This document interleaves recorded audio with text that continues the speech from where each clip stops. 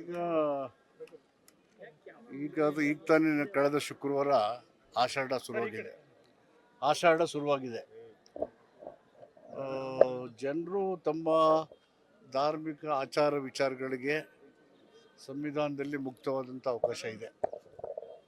ಆ ಅವಕಾಶಗಳನ್ನು ಬಳಸ್ಕೊಂಡು ಸರ್ಕಾರ ಮತ್ತು ಜಿಲ್ಲಾಡಳಿತ ಬರ್ತಕ್ಕಂಥ ಭಕ್ತಾದಿಗಳಿಗೆ ಸೌಕರ್ಯಗಳನ್ನು ಮತ್ತು ಅನಾನುಕೂಲ ಆಗದ ರೀತಿಯಲ್ಲಿ ನೋಡ್ಕೊಳ್ಳೋದು ಸರ್ಕಾರದ್ದು ಮತ್ತು ಪ್ರಾಧಿಕಾರದ್ದು ಜಿಲ್ಲಾಡಳಿತ ಜವಾಬ್ದಾರಿ.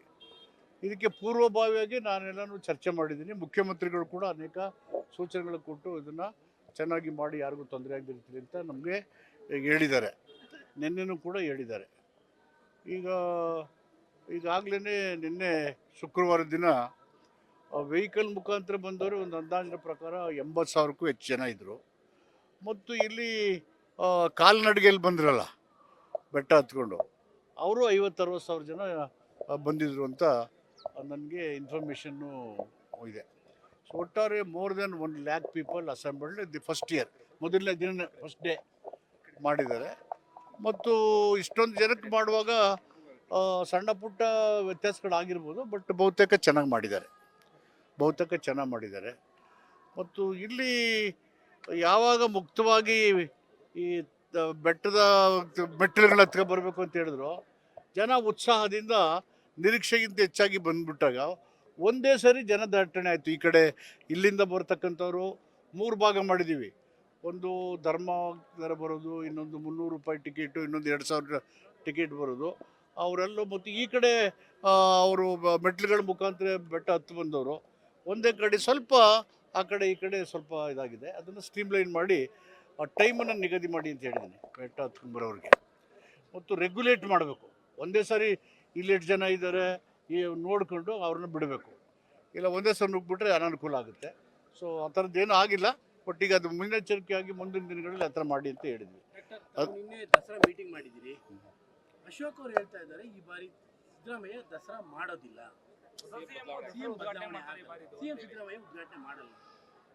Ashok is not a Congress High Command.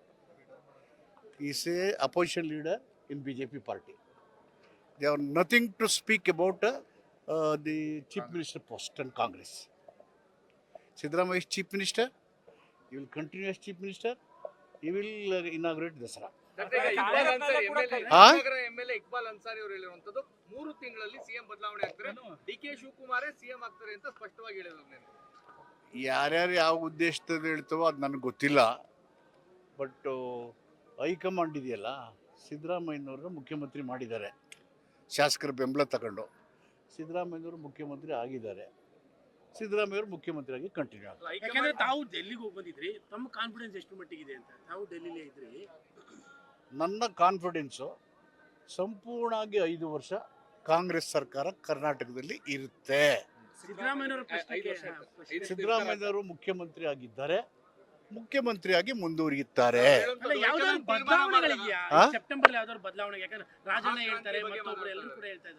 ಯಾರ್ಯಾರು ಯಾವ್ಯಾವ ಅರ್ಥ ಹೇಳಿದರೆ ಅವ್ರವ್ರನ್ನೇ ಕೇಳಬೇಕು. According to my knowledge, Siddaramaiah is chief minister, you will continue as chief minister. ನಾನು ಡೆಲ್ಲಿಯಲ್ಲಿದ್ದೆ, ಹೈಕಮಾಂಡ್ ಹೇಳಿದರೆ ಸ್ಪಷ್ಟವಾಗಿ 3 ತಿಂಗಳಾದ್ಮೇಲೆ ಬದಲಾವಣೆ ಆಗುತ್ತೆ ಅಂತ. ಅದು ಅವ್ರಿಗೆ ಕೇಳ್ಕೋಬೇಕು. ನಾನಂತೂ ಇರಲಿಲ್ಲ. ಆ ಥರದ ಒಪ್ಪಂದಗಳು ನಮ್ಗಳಿಗೆ ಯಾರಿಗೂ ಗೊತ್ತಾಗಲ್ಲ. ಅದೇನಿದ್ರು ಹೈಕಮಾಂಡ್ ಹೇಳೋವಂಥ ಮಾತವಿನ ಅವು ಅಂತ್ಯಕ್ಕಂತ್ಯ ಊಹಾಪೋಹಗಳು ಮಾತಷ್ಟೇ. ಮಹಾಕ್ರಾಂತಿ ಬಗ್ಗೆ ಮಾತನಾಡ್ತಾ ಇದ್ದಾರೆ ಎಲ್ಲರೂ, ದೊಡ್ಡ ಮಹಾಕ್ರಾಂತಿ ಆಗುತ್ತೆ ಅಂತ. ಅದೇ ಮಹಾಸಂಕ್ರಾಂತಿಗೆ ಚೆನ್ನಾಗಿ ಮಾಡ್ತಾರೆ. ಆ ಮಹಾಸಂಕ್ರಾಂತಿ ಬಿಟ್ಟರೆ ಇನ್ಯಾವ ಕ್ರಾಂತಿನೂ ಕಾಣ್ತಾ ಇಲ್ಲ. ನಿನ್ನೆ ಯತೀಂದ್ರ ಅವರು ಹೇಳಿದ್ದಾರೆ, ಮುಖ್ಯಮಂತ್ರಿ ಆಗ್ಬೇಕಂತ ಸಾಕಷ್ಟು ಜನ ಇದ್ದಾರೆ, ಅವರು ಈ ರೀತಿಯಾಗಿ ಹೇಳಿಕೆಗಳನ್ನ ಕೊಡಿಸ್ತಾ ಇದ್ದಾರೆ ಅಂತ ಹೇಳಿ. ಗೊತ್ತಿಲ್ಲ ಅವ್ರು ಯಾವ ಅರ್ಥದಲ್ಲಿ ಹೇಳಿದಾರೆ ಅಂತ. ಮುಖ್ಯಮಂತ್ರಿ ಸೀಟ್ಗೆ ತುಂಬಾ ಜನ ಪೈಪೋಟಿ ನಡೆಸ್ತಾ ಇದ್ದಾರೆ, ಅವ್ರಗಳಿಂದ ಈ ತರದ ಹೇಳಿಕೆಗಳು ಬರ್ತಾ ಇದೆ ಅಂತ. ಮುಖ್ಯಮಂತ್ರಿ ಸೀಟು ಒಂದೇ ಇರೋದು, ಅದಕ್ಕೆ ಜನ ಒಂದೇ ಇರೋದು. ಅದು ಆಯ್ಕೆ ಮಾಡೋದು ಹೈಕಮಾಂಡ್ ಒಬ್ಬನ್ನೇ. ಅಭ್ಯರ್ಥಿಗಳು ಎಲ್ಲ ಇರ್ಬೋದು, ಸೀಟ್ ಇರೋದು ಒಂದೇ, ಆಯ್ಕೆ ಮಾಡೋದು ಒಬ್ಬರನ್ನೇ. ಅವರು ಆಯ್ಕೆ ಮಾಡಿದ್ದಾರೆ, ಆ ಸೀಟನ್ನು ಅವ್ರು ಕೊಟ್ಟಿದ್ದಾರೆ. ಅಲ್ಲ ಡಾಕ್ಟರ್, ತುಂಬಾ ಜನ 2013 ಈ ತರ ಪೈಪೋಟಿ ಗೊತ್ತಾಗ್ಲಿಲ್ಲ. ಇದ್ದಾರೆ ಅನ್ನೋದು ಒಂದು ಬಾರಿ ಅವರೇ ಪೈಪೋಟಿ 5 ವರ್ಷ ಅಂತ. ಇತ್ತು. ಈ ಬಾರಿ ಯಾಕೆ ಈ ಸ್ಪಷ್ಟಪಡಿಸ್ತಾ ಇಲ್ಲ ಅಂತ 5 ವರ್ಷ? There is no confusion in Congress. Absolutely there is no confusion. ಅಲ್ಲಿಗೆ 3 ತಿಂಗಳಲ್ಲಿ ಯಾವ ಕ್ರಾಂತಿನೂ ಆಗೋದಿಲ್ಲ ಕಾಂಗ್ರೆಸ್ ಒಳಗೆ ರಾಜಕೀಯವಾಗಿ. ಕ್ರಾಂತಿ ಪ್ರಜಾಪ್ರಭುತ್ವದ ಸಂರಕ್ಷಣೆ ಮತ್ತು ಸಂವಿಧಾನದ ರಕ್ಷಣೆಗೆ ಹೋರಾಟಗಳು, ಕ್ರಾಂತಿಗಳು ನಡೀತಾನೆ ಇರ್ತವೆ. ಆದರೆ ಕಾಂಗ್ರೆಸ್ ಸರ್ಕಾರದ ಸ್ಥಿರತೆ ಮತ್ತು ಅಸ್ತಿತ್ವದ ಬಗ್ಗೆ ಯಾವ ಗೊಂದಲಗಳನ್ನೂ ಇಲ್ಲ. ನಿನ್ನೆ ಕುರ್ಚಿ ಬಗ್ಗೆ ಕ್ರಾಂತಿ ಮುಖ್ಯಮಂತ್ರಿಗಳು ಆಗೋದು ಚಾಮರಾಜನಗರ ದಸರಾ ಮಾಡೋದಿಲ್ಲ ಅನ್ನುವಂಥ ವಿಚಾರವನ್ನು ಕೂಡ ಅದು ಸ್ವಲ್ಪ ಜನಾಕ್ರೋಶಕ್ಕೂ ಕೂಡ ಕಾರಣ ಆಗ್ತದೆ. ಅವ್ರು ಯಾವ ಅರ್ಥದಲ್ಲಿ ಹೇಳಿದ್ರೆ, ದಸರಾಕ್ಕೆ ಒಂದು ಚಾರಿತ್ರಿಕ ಹಿನ್ನೆಲೆ ಇದೆ, ಒಂದು ಸಾಮಾಜಿಕ, ಸಾಂಸ್ಕೃತಿಕ, ಆಧ್ಯಾತ್ಮಿಕ ಅನೇಕ ವಿಷಯಗಳಿದ್ದಾವೆ ಅಲ್ಲಿ. ಅದನ್ನು ಡೈಲ್ಯೂಟ್ ಮಾಡಬೇಡಿ.